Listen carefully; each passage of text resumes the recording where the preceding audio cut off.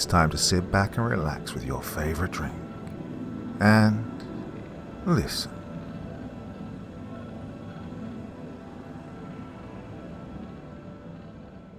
The Tower in the Fog. On a bleak hilltop in the darkest parts of the wilderness, all but forgotten by man, where the shadows gather and the restless spirits wander, there is a tower that rises out of the dense fog that blankets the forest. Few people who are still living have ever seen it up close, and of those few, even fewer will ever speak of it. One of those few people was my father, and he rarely ever spoke of it without the aid of a strong drink. "It's a wicked place," he used to say in a mournful, heartbroken tone that told me the memories of the place still haunted him, even though many years had passed since he'd last laid eyes on it. Father didn't know who'd built the tower. No one did. Some say that the moss-covered grey spire is merely the last remnants of a much larger fortress built in ages past, left to wilt and wither under the weight of the passing centuries, while others say that it's a temple meant to honour dark and vengeful gods whose names were better left unspoken. Not my father, though. He was absolutely convinced that the tower was, in fact, a prison, though he would never say what or who he thought it was a prison for, and I knew better than to ask. He spoke of the looming structure on the horizon in hushed whispers, the way a child might speak about the monster that lives under the bed. "Oh, evil sleeps there, boy. Always watching, always waiting." He never failed to stare directly at the place when he gave that warning from where he sat on the porch of the log cabin he and I shared in my youth, which was quite a feat for him since a grievous injury had taken both of his eyes many years earlier. I found it so eerie when he got like that, and I never knew how to respond to him, just like I never knew how to calm him down when he would awaken in the middle of the night screaming at whatever terrible spectre from his past visited him in his dreams. He would weep and beg and babble nonsense, though almost everything he said was always some variation of an apology. "Oh, I'm sorry. There was nothing I could do. You know, I never meant to leave you," he would say, and I always wondered who he was speaking to in those dreams, but never found the courage to ask. I had accepted that my father would, in all likelihood, take his secrets to his grave, and had he not called me to his bedside one night as a chilling autumn wind blew in from the north and rattled the windows while a torrent of rain drenched the world outside, he very well might have. He had called out to me so suddenly and desperately that, for a moment, I feared someone had broken into the cabin. When I arrived in my father's room, however, I found him alone, sitting upright in his bed and sweating profusely as his head darted from side to side, as if trying to spot danger despite his blindness. It was immediately clear to me that he was in the throes of one of his night terrors, and I relaxed ever so slightly as I went about the task of calming him down, as I had done many times before. I walked over to his bedside and reached out for his shoulder, but he grabbed my wrist with startling speed and turned to face me from where he sat. His grip was strong, but I could feel his hand trembling as abject horror gripped him, and he spoke to me in a quiet whisper, as if he were afraid someone might be listening in on our conversation, even though he and I were very much alone in the cabin. "My time is short, and I can live with the weight of this thing no longer. Please, take my key and unlock the chest under the bed." I knew exactly what key and chest he was referring to. The key he spoke of was a gleaming gold trinket with a single tiny ruby at its base that had hung from his neck for as long as I could remember. Oh, it was a beautiful thing made with craftsmanship the likes of which I'd never seen before. I'd asked him once where he'd gotten it, and all he had said to me in response was that it had been a gift from my mother. It was the first and last time he ever mentioned her. Now, the chest in question was a bulky iron box with a very intricate lock mechanism composed of small gears and latches. It had been collecting dust under my father's bed for as long as I could remember, and though it should have been obvious to me that the two were connected, it never really occurred to me that one opened the other until that very moment. I took the key from where it hung around my father's neck gently, and with utmost care as to not further upset him, and then leaned over to try and pull the chest out from under the bed, which I must say was not an easy task, even for a fairly strong young man of 19 who was accustomed to doing all the chores and labours that came with taking care of a blind man in the depths of the woods. Oh, the damn thing felt like it was full of bricks. When it was far enough out from under the bed, I knelt down and placed the golden key in the lock and turned it carefully. The strange clockwork mechanism that acted as the chest lock made a very audible clicking sound as it opened for what was undoubtedly the first time in decades, and my father flinched at the sound, as if bracing himself for pain. Inside the chest I found that I'd not been far off in my assumption that it had been full of bricks. Crudely cut bars of silver and some kind of flower, wolfsbane I think, filled the chest to the brim. What struck me as especially strange about this, aside from the rather astounding realization that my father had kept a chest full of silver bars under his bed for what must have been decades at least, was the fact that the flowers looked and smelled as if they'd been freshly picked. And that just should not have been possible given the amount of dust that had collected on the chest itself, and my absolute certainty that it had never been opened as long as I could remember. As I looked closer into the depths of the chest, I saw that silver bars and wolfsbane were not the only things it contained. Hidden near the bottom was a small wooden box that had been painted red and bore a strange crest that resembled a stag painted in gold on its lid. It looked completely intact to me, which was somewhat puzzling when I considered that this box had to have spent a long time under the weight of several bars of silver. "Do you see the box?" my father asked me softly. "Yes," I said. "Open it." When I did as he asked me, I found that contained within was a length of golden hair, bound up in a braid that glistened even in the dim candlelight. Of all the things I'd imagined might have been hidden within my father's mysterious chest over the years, I'd never guessed that it would be human hair. I turned to look at my father, prepared to ask for some form of explanation, but his voice cut me off before I could give voice to my questions, and unconsciously reached toward the braid of hair within the box as I did. "Don't touch the hair," he screamed at me with startling volume, as if I were about to try and pick up a venomous serpent rather than a simple severed length of human hair. His breathing had become fast and erratic at this point, like he was on the verge of panic. Once again he turned his head from side to side, as if searching for danger before speaking to me again. "This thing has gone on far too long, son. It must end," he said with the resolute certainty of someone who'd come to a decision that they'd been dreading for a very long time. "Father, what are you talking about? Why was there hair in a chest beneath your bed? Whose is it?" I asked him with unhidden astonishment and concerned curiosity. Well, if he had heard my question, he didn't bother answering it. Instead, he began to frantically give me instructions that were less than coherent through clenched teeth. "It can't go on any longer, boy. It must end. You must be the one to end it. You must take the box into the wilderness to the north. Follow the path of white stones to the tree with many faces. It is old and wise and will be your only friend in that dark place, as it once was mine. You'll know it by its white bark. Take the hatchet lodged in the trunk and then go left at the fork you'll see in the path, deeper into the wood," he said, somewhat unsure of himself, as if he were trying to pry details from very old memories. Well, try as I might, I could do very little to interrupt his fevered monologue, so instead I merely listened intently, despite having no idea at all what he was talking about. "From there, the hair will be your guide. It'll reach out towards its master and show you the path whenever you open the box, but you must never touch it. Even severed pieces of her can do you great harm. Or do not trust the trees. They are her servants just as the ravens are her eyes. They will conspire to make you lose your way. Follow the hair into the fog, and do not heed the whispers. Everything they say is lies. Once you cross the field of thorns, you'll find yourself at the tower's base. There, you must wait for the first rays of dawn to appear over the horizon.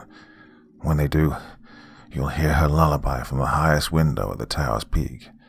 Then, and only then, as dictated by the ancient traditions, you can call out to her, bid her to let down her hair, and let you ascend unharmed."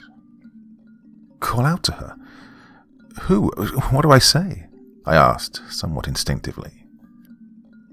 "There is no time. You must listen. When the first light of dawn shines over the tower's peak, you must call to her and say, 'Blood of my blood, let down your hair.' You must then climb to the tower's peak, son, through the window where she'll be waiting for you." His frantic tone had broken into a hysterical sob at this point, and his words became choked with emotion, as if the words he spoke caused him physical pain. "Then you must do what I could not, son. Use the hatchet. Give her the end she deserves. Put an end to the unending nightmare," he pleaded, before falling back onto his pillow and pulling his blankets over his face. Those were the last words my father ever spoke to me. When I went to check on him in the morning, I found that he had passed away sometime in the night. It was the most heart-wrenching thing I'd ever experienced in my life at that point. I remember trying everything I could to revive him. I ran on foot to the nearest village, which was some distance away, to get him help, but to no avail. At the time, I thought that losing him in such a way was the worst thing that I could ever experience. Well, I was wrong about that, but I digress. I'd like to say that I heeded my father's words, but in truth I'd forgotten nearly all about them in the wake of his death. When I did recall them, often I gave passing glances to the tower on the horizon. They seemed like little more to me than the fevered ranting of a man on death's door, both desperate and nonsensical. Well, that was before the dreams began, of course. The first one came to me a little over a month after my father's passing. In the dream, I stand in a spacious and elegant bedchamber, the likes of which could only have belonged to royalty.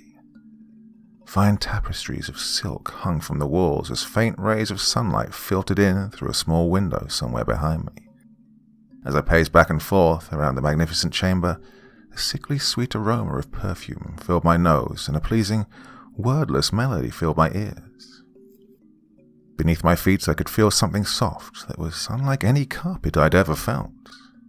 When I looked down to see what it was, I found that it was not carpet at all that lay beneath my feet, but rather an impossibly long mass of golden hair.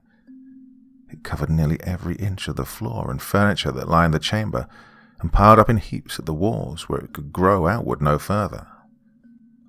At the very center of the chamber was what appeared to be an enormous bed, though it was somewhat difficult to tell exactly what it was beneath all that hair.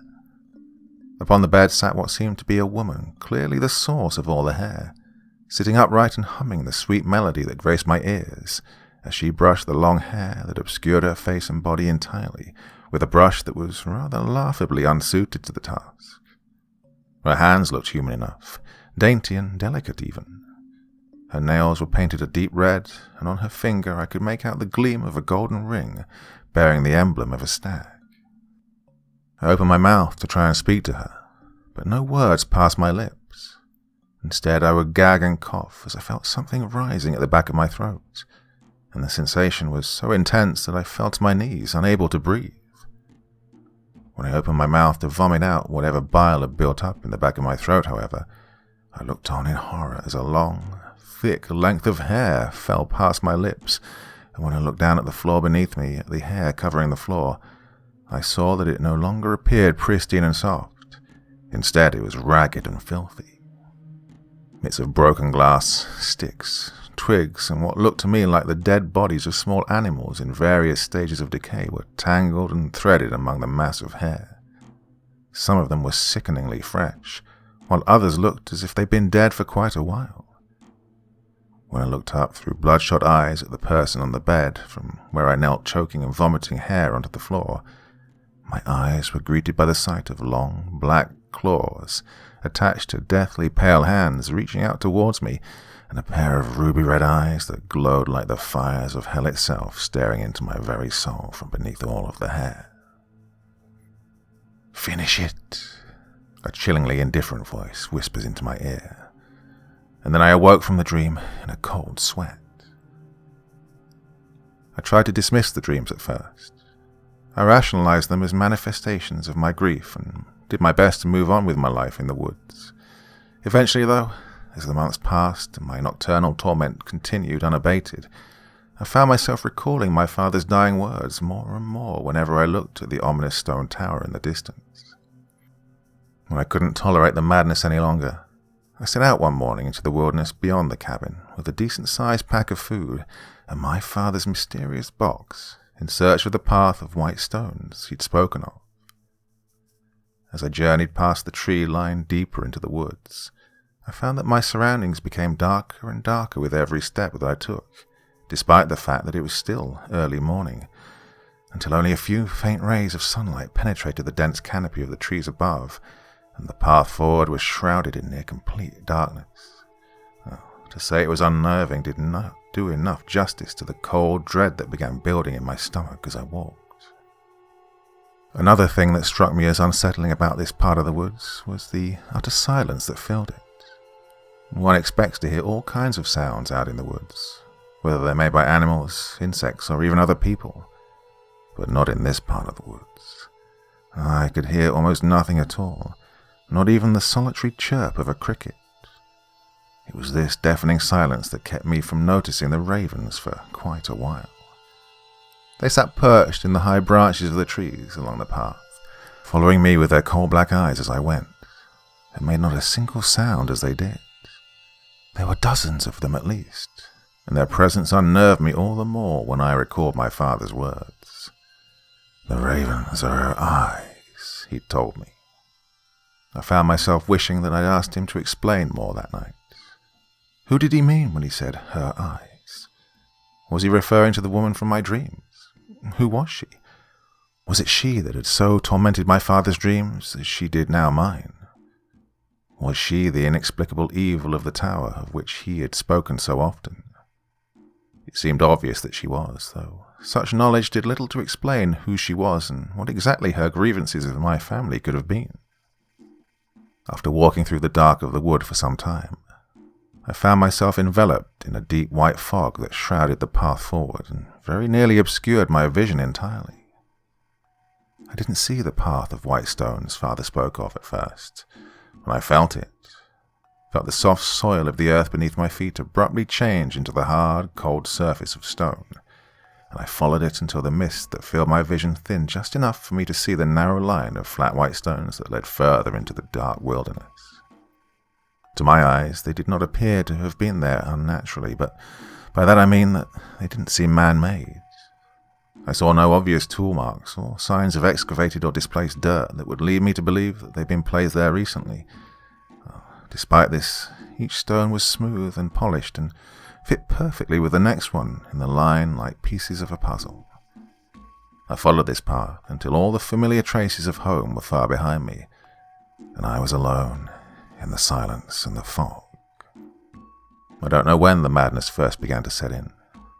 The memory comes back to me now, fragmented like a dream half remembered.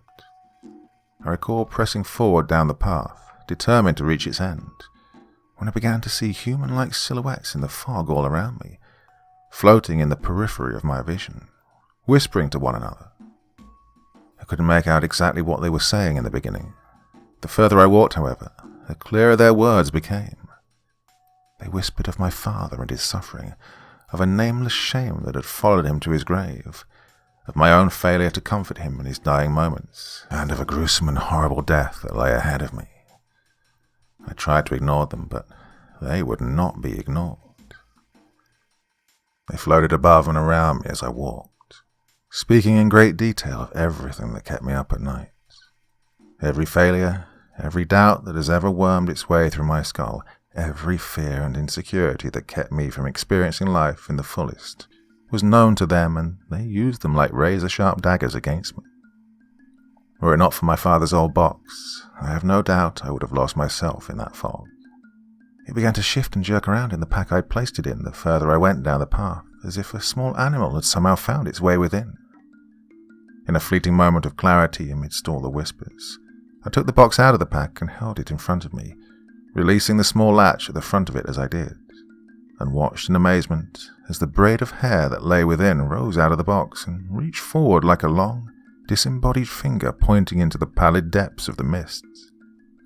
I walked in the direction the hair pointed to, almost as if in a trance, only vaguely aware of my surroundings as I did. It was the sight of the tree of many faces Father spoke of that brought me back to reality. It sat in a clearing devoid of other trees, and further distinguished itself from the other plant life of the forest with its massive size and the fact it quite literally had countless human-like faces etched into its bark.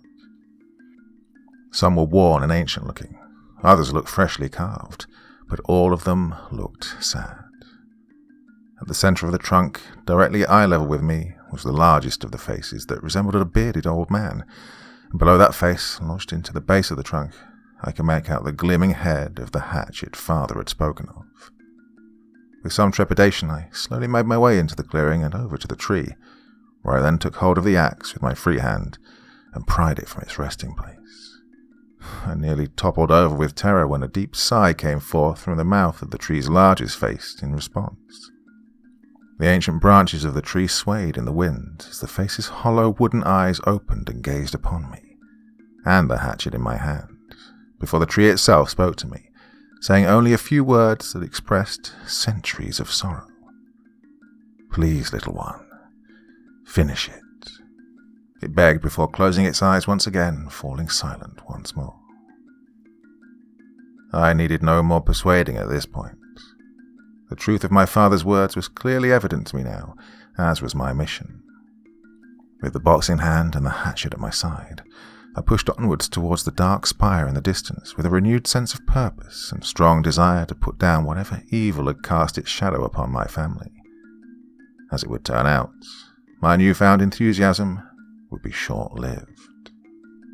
The forest was treacherous at the best of times, and the closer I seemed to get to the tower, the more turned around I got. Just as father had said, the trees themselves seemed to conspire against me. They defied my every attempt to use them as landmarks. I would carve an X into the trunk of one only to find it missing when I turned round. Sometimes I would see the same tree in an entirely different spot than when I'd first laid eyes on it. All this, paired with the all-consuming fog that seemed to cover everything the closer I got to the tower, made navigation almost impossible. The hair in father's box, however, remained consistent.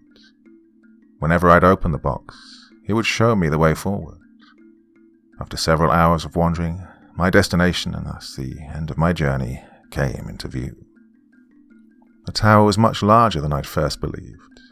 It stretched upward into the sky like a jagged blade jutting out of the earth and nearly reached the clouds. It was majestic in a way, a Gothic display of architectural brilliance and perhaps arrogance as well. I could only imagine the ambition and work it must have taken to produce such a structure. The task of climbing up to its peak was daunting just to think about, and I hadn't even made it past the dense field of thorns that lay between me and the tower's base. Well, I don't know how I didn't die in that place. The journey through the thorns was more painful than anything I'd experienced up to that point. The way forward was cramped and narrow, and the thorns seemed to reach for me with a vicious will of their own. Each one was like a barbed hook digging deep into my flesh and refusing to let go. My clothes were torn and my spirit nearly broken when I finally crawled out onto the other side, broken and bloodied. Perhaps by luck, or perhaps by the will of the gods, I'd made it to that wicked tower, just as father had asked of me. But my woes were far from over. Fatigue weighed on me like a boulder, and anxiety over what I had to do next filled me like a wave of icy water as the blood from my wounds seeped onto the ground around me. I was so exhausted.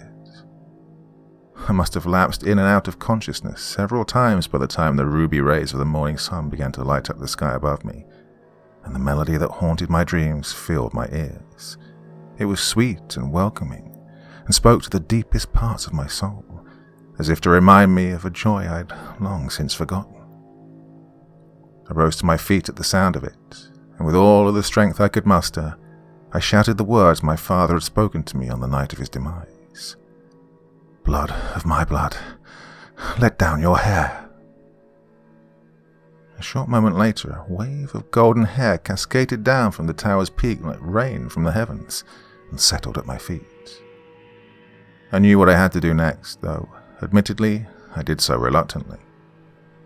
I took a hold of the hair as if it were a rope, and upon doing so I felt a surge of Herculean vigor, the likes of which I'd never felt before, and climbed climb for hours up the side of that stony monstrosity with a singular purpose. I climbed until the sun was high in the sky and the air that filled my lungs was thin and cold. I didn't know what awaited me at the top of the tower, only that I had to reach it, if not to avenge my father, then to put an end to my own nightmares and those of all who had lost themselves in the fog in search of this accursed place. When I reached the peak at long last, I found myself on an extravagant balcony of polished obsidian. Before me was an open door from within which the hair seemed to grow like vines. The lullaby was much closer now. I could hear it coming from close by, and with the hatchet in hand, I proceeded through the door. What awaited me within was a sight much more ghastly than anything from my dreams. Worn, weathered and broken furniture lay scattered about all around what once must have been a regal bedchamber, and the thick, pungent stench of rotting flesh hung in the air like a dark cloud. At the room's centre was the bed from my dreams, but rather than a single woman alone upon the bed, there was instead a trio of corpses at its foot. The first was vaguely recognizable as that of an old woman. It wore a tattered silk robe, embroidered with glyphs and symbols beyond my understanding, and on one of its fingers of its skeletal hand, I spied the ring imprinted with the emblem of a stag from my dreams, glowing a deep red as if by some form of sorcery. The other two corpses were clearly that of two young children. I couldn't bear to look at the sight of them for more than a moment, but the true horror of that room was on the bed itself.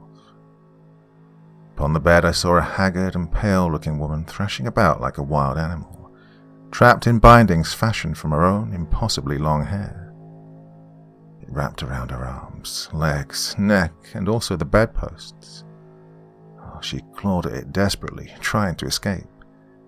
In just the few moments I'd been in the room, I saw her rip her hands free with her own teeth, and then desperately try to tear herself away from the bed by pulling her own hair out by the fistful, but to no avail.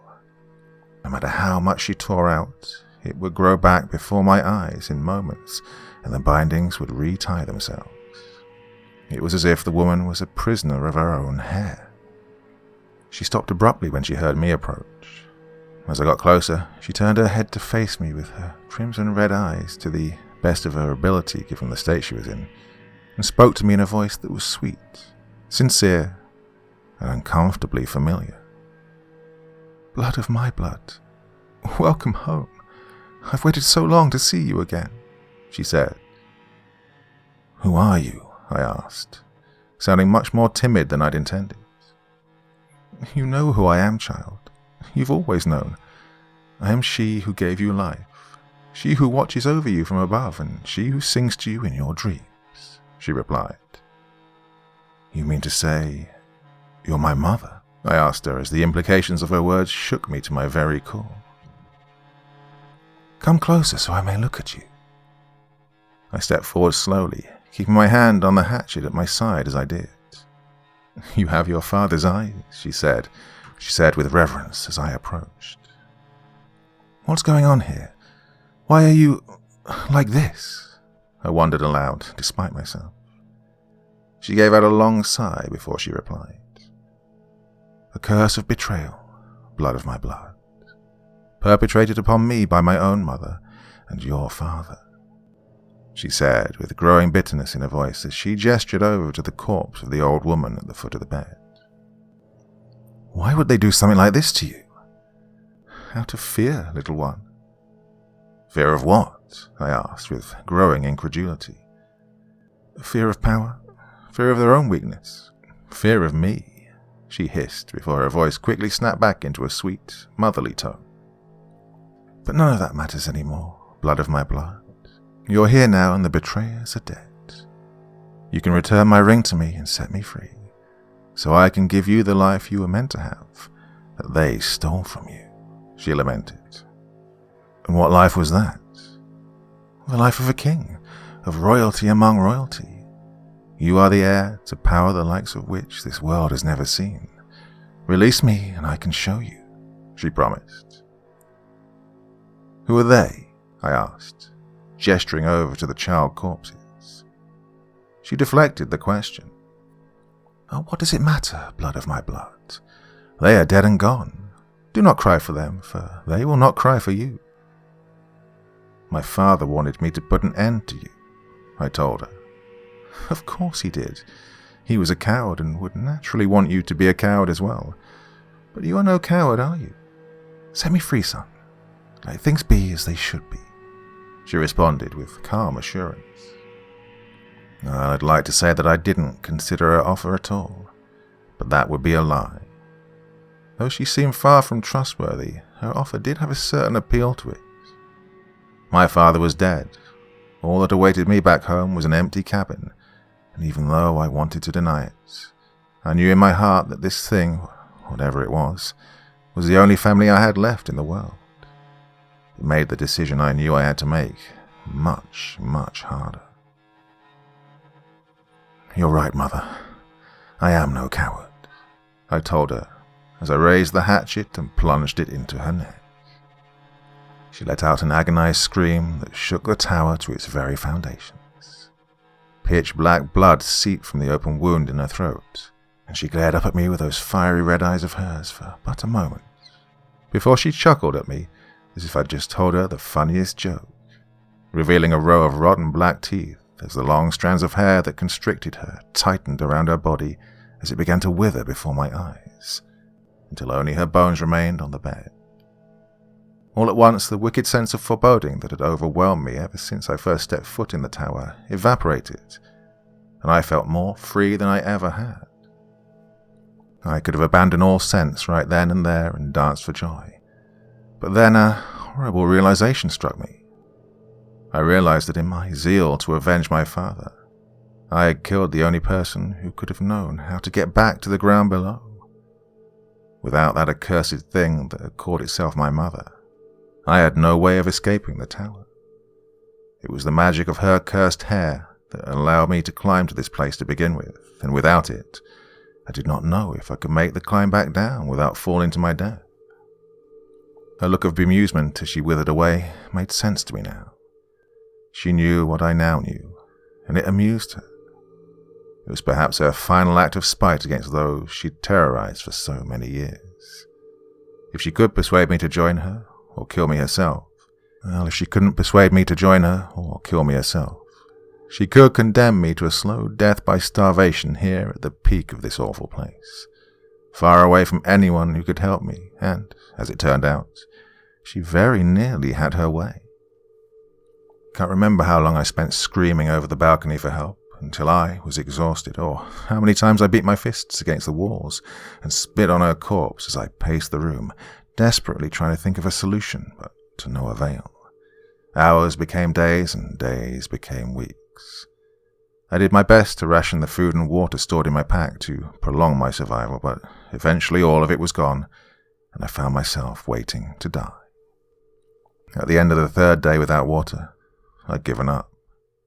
I felt the cold, unfeeling stone walls closing in around me from where I sat huddled in a corner, farthest away from that awful bed and the demon that had died upon it, waiting for death's embrace, when the little ones came for me. I dismissed the ghostly apparitions as hallucinations when I first saw them, as I believe most people would have. After all, who in their right mind would believe that a pair of children could have found their way up into such an awful place? It was impossible, but they stood there before me nevertheless. A boy and a girl with soft expressions of pity painted across their young faces.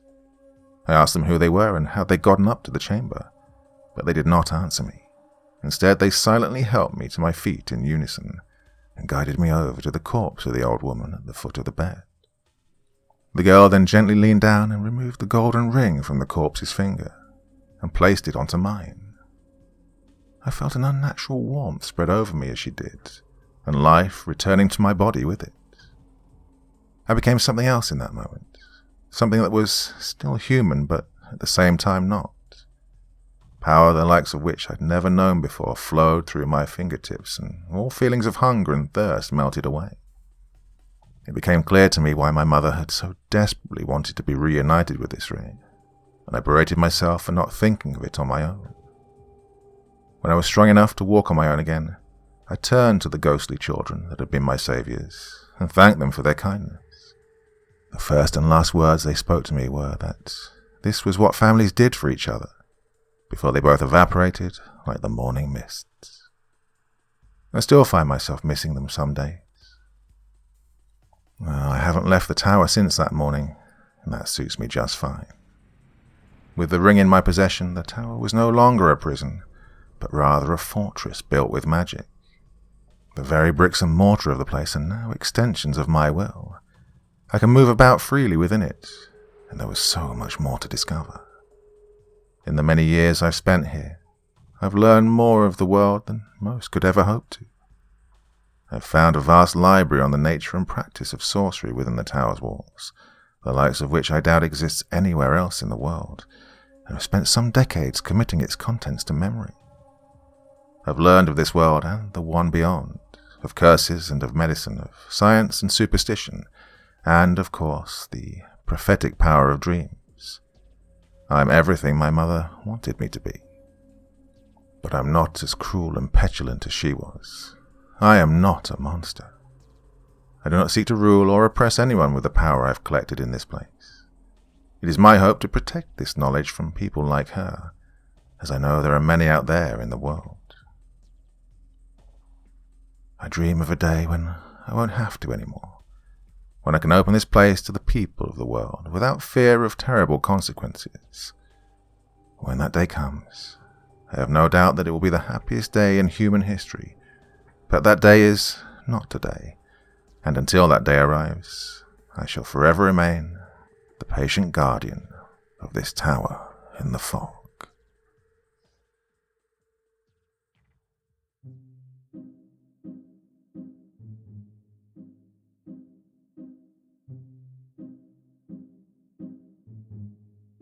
Well, I really enjoyed that one.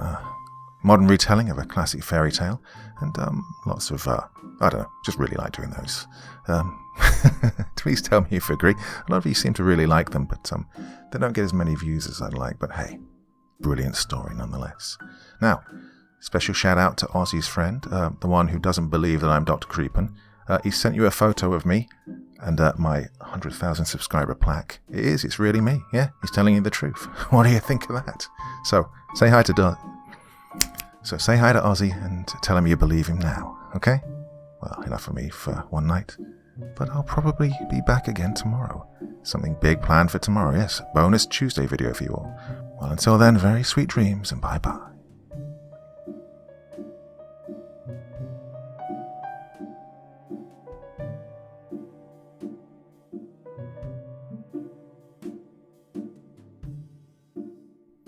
Thank you so much for taking the time to listen to this story today. It really means a lot to me and to the author of the story, of course. Well, if you want to know more about me, I'm pretty much everywhere on social media. You can find me on Facebook, Twitter, Instagram. You can download my music on SoundCloud. I've got a Patreon if you feel like. Throw me $1 or $2. Very much appreciated. And of course, on Reddit, I have a place where you can leave stories if you want me to read one that you've written. Well, hoping to see you all again very soon. Till then, sweet dreams, and bye-bye.